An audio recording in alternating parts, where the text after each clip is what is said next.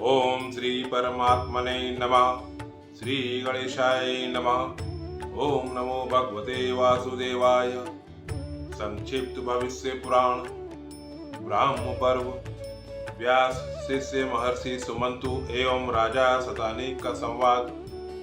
भविष्य पुराण की महिमा एवं परंपरा। सृष्टि वर्णन, चारों वेद, पुराण एवं चारों वर्णों की उत्पत्ति, चतुर्विध सृष्टि, काल गणना, युगों की संख्या, उनके धर्म तथा संस्कार। नारायणं नमस्कृत्य नरं चैव नरोत्तमं देवीं सरस्वतीं व्यासं ततो जयमुदीरयेत्। बद्रिकाश्रम निवासी प्रसिद्ध ऋषि श्री नारायण तथा श्री नर अंतर्यामी नारायण स्वरूप भगवान श्री कृष्ण तथा उनके नित्य सखा नर स्वरूप नर श्रेष्ठ अर्जुन, उनकी लीला प्रकट करने वाली भगवती सरस्वती और उनकी लीलाओं के वक्ता महर्षि वेद व्यास को नमस्कार कर जय आसुरी संपत्तियों का नाश करके अंतःकरण पर देवी संपत्तियों को विजय प्राप्त कराने वाले वाल्मीकि रामायण, महाभारत एवं अन्य सभी इतिहास, पुराण आदि सद ग्रंथों का पाठ करना चाहिए। जयति पराशर सुनुः सत्यवती हृदय नंदनो व्यासा यस्यास्य कमल दलितं वाङ्मयमृतं जगत् पिबति। पराशर के पुत्र तथा सत्यवती के हृदय को आनंदित करने वाले भगवान व्यास की जय हो, जिनके मुख कमल से निःसृत अमृतमयी वाणी का यह संपूर्ण विश्व पान करता है। योगो सतम कनक श्रृंगमयं ददाति विप्राय वेद विदुषे च बहुश्रुताय। पुण्यां भविष्य सुकथां शृणुयात् समग्रां पुण्यं संभवति तस्य च तस्य चैव। वेदादि शास्त्रों के जानने वाले तथा अनेक विषयों के मर्मज्ञ विद्वान ब्राह्मण को स्वर्ण जड़ित सींगों वाली सैकड़ों गौओं का दान देने से जो पुण्य प्राप्त होता है, ठीक उतना ही पुण्य इस भविष्य महापुराण की उत्तम कथाओं के श्रवण करने से प्राप्त होता है।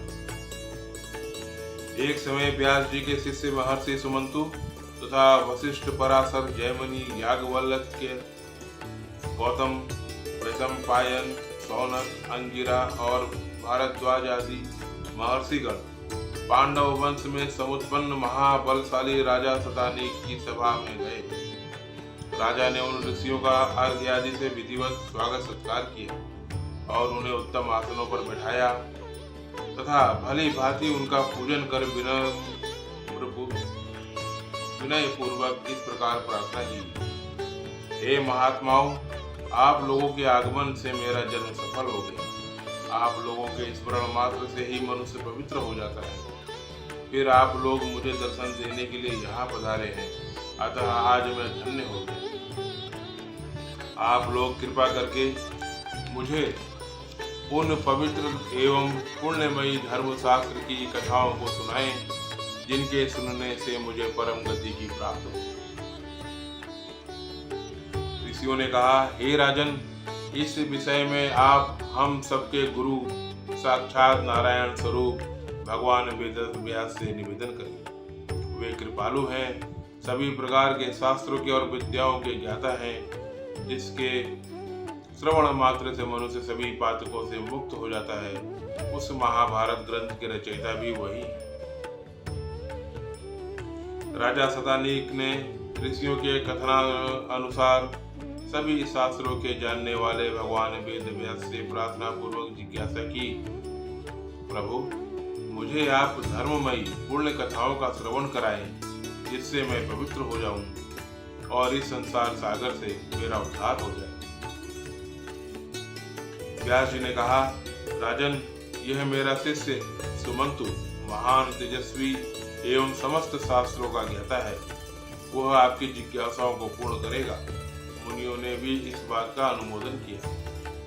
तदंतर राजा सदानीक ने महामुनि सुमंतु से उपदेश करने के लिए प्रार्थना की।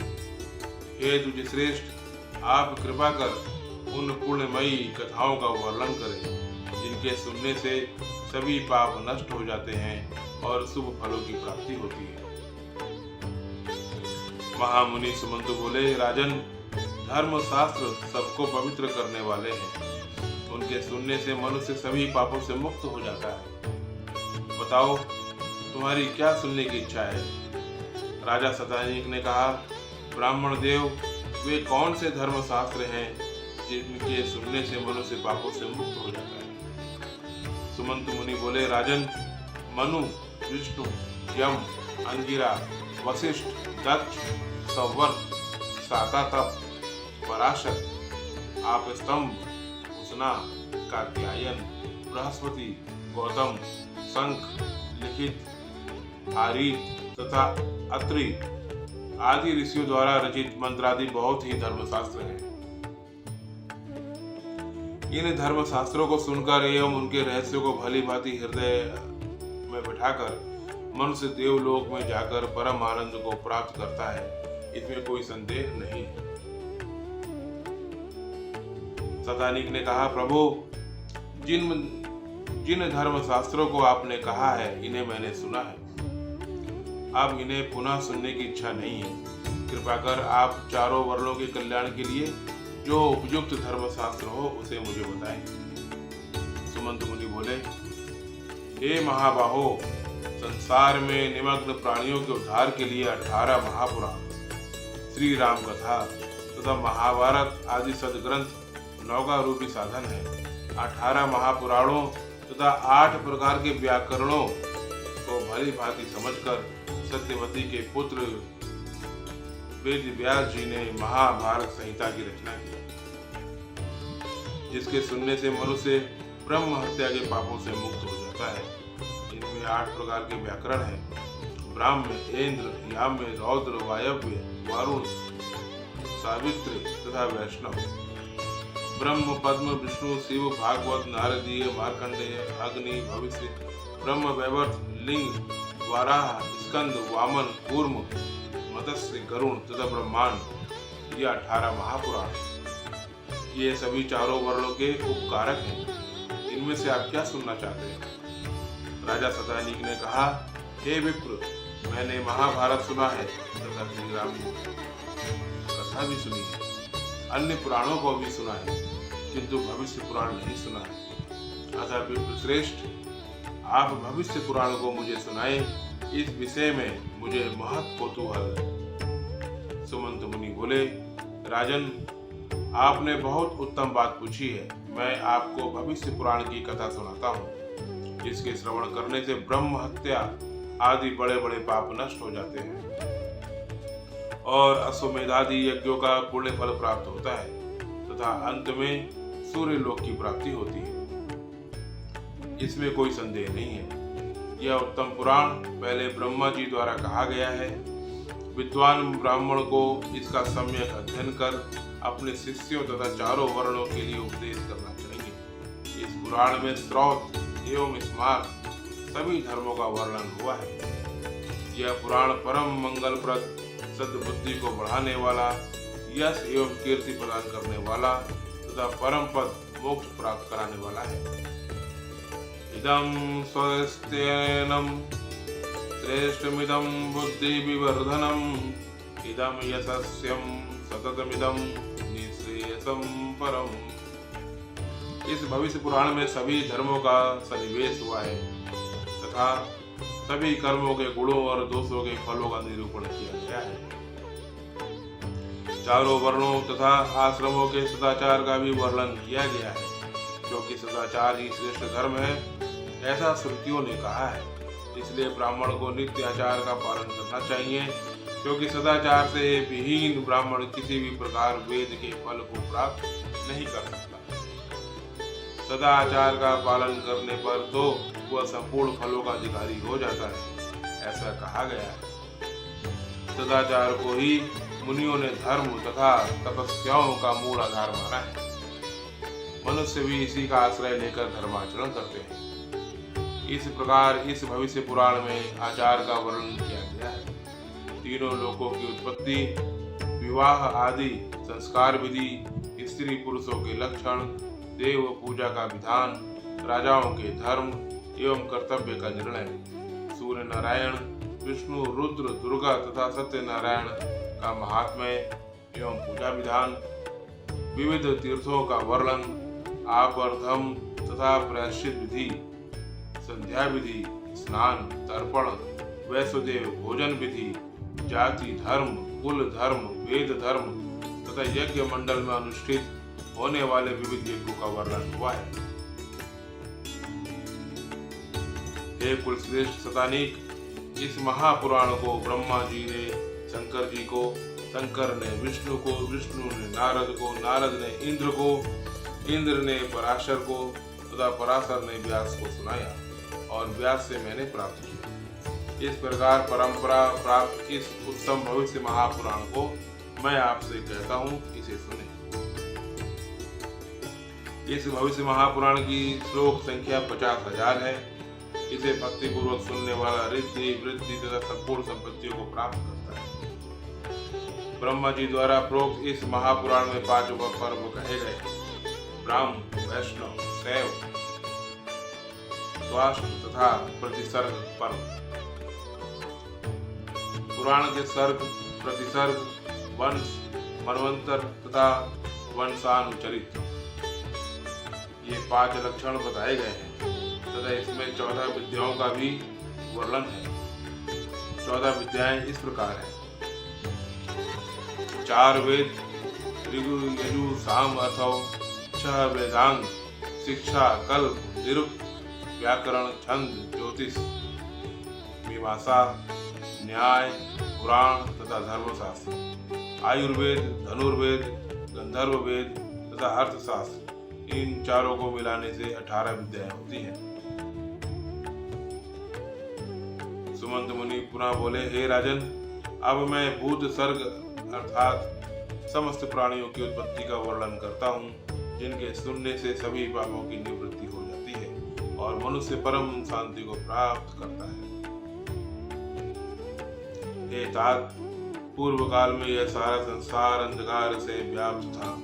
कोई पदार्थ दृष्टिगत नहीं होता था, अभिज्ञेय था, अर्थज्ञ था और प्रसुप्त सा था। उस समय सूक्ष्म अतीन्द्रिय सर्वभूतमय उन परम ब्रह्म परमात्मा भगवान भास्कर ने अपने शरीर से नाना विध सृष्टि करने की इच्छा की और सर्वप्रथम परमात्मा ने जल को उत्पन्न किया तथा उसमें अपने वीर रूप शक्ति का आधान किया। इससे देवता, असुर, मनुष्य आदि संपूर्ण जगत उत्पन्न हुआ।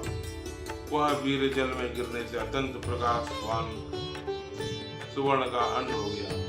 उस अंड के मध्य से सृष्टिकर्ता चतुर्मुख लोक पितामह ब्रह्मा जी उत्पन्न हुए। नर भगवान से जल की उत्पत्ति हुई है, इसलिए जल को नार कहते हैं। वह नार जिसका पहले अयन हुआ उसे नारायण कहते हैं। ये सद सद्रूप अव्यक्त एवं नित्य कारण है। इनसे जिस पुरुष विशेष की सृष्टि हुई है वे लोक में ब्रह्मा के नाम से प्रसिद्ध हुए। ब्रह्मा जी ने दीर्घ काल तक तपस्या की और उस अंड के 2 भाग कर दिए। एक भाग से भूमि और दूसरे से आकाश की रचना की। मध्य में स्वर्ग, 8 दिशाओं तथा वरुण का निवास स्थान अर्थात समुद्र बनाया। फिर महदादि तत्वों की तथा सभी प्राणियों की रचना की। परमात्मा ने सर्वप्रथम आकाश को उत्पन्न किया और फिर क्रम से वायु, अग्नि, जल और पृथ्वी इन तत्वों की रचना की। सृष्टि के आदि में ही ब्रह्मा जी ने उन सबके नाम और कर्म वेदों के निर्देश अनुसार ही नियत कर उनकी अलग अलग संस्थाएं बना दी। देवताओं के तुषित आदिगण, ज्योतिष, टोमादि, सनातन, यज्ञ, ग्रह, नक्षत्र, नदी, समुद्र, पर्वत, सम एवं विषम भूमि आदि उत्पन्न कर काल के विभागों, संवत्सर, 3 मास आदि और ऋतुओं आदि की रचना की। काम, क्रोध आदि की रचना कर विविध कर्मों के सद विवेक के लिए धर्म और अधर्मों की रचना की और नानाविध प्राणी जगत की सृष्टि कर उनको सुख दुख हर्ष शोक आदि द्वंद्वों से संयुक्त किया। जो कर्म जिसने किया था तदनुसार उनकी इंद्र चंद्र सूर्य आदि पदों पर नियुक्ति हुई। हिंसा अहिंसा मृदु क्रूर धर्म अधर्म सत्य असत्य आदि जीवों का जैसा स्वभाव था वह वैसे ही उनमें प्रविष्ट हुआ। जैसे विभिन्न ऋतुओं में वृक्षों में पुष्प फल आदि उत्पन्न होते हैं।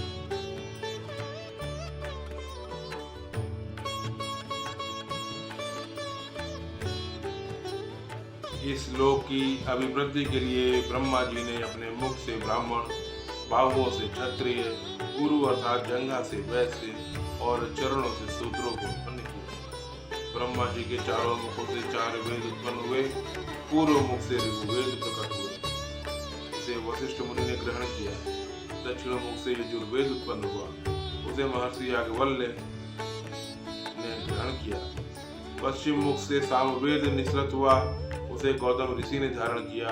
और उत्तर मुख से अथर्ववेद प्रादुर्भूत हुआ, उसे लोक पूजित महर्षि शौनक ने ग्रहण किया। ब्रह्मा जी के लोक प्रसिद्ध पंचम मुख से 18 पुराण, इतिहास और यमादि स्मृति शास्त्र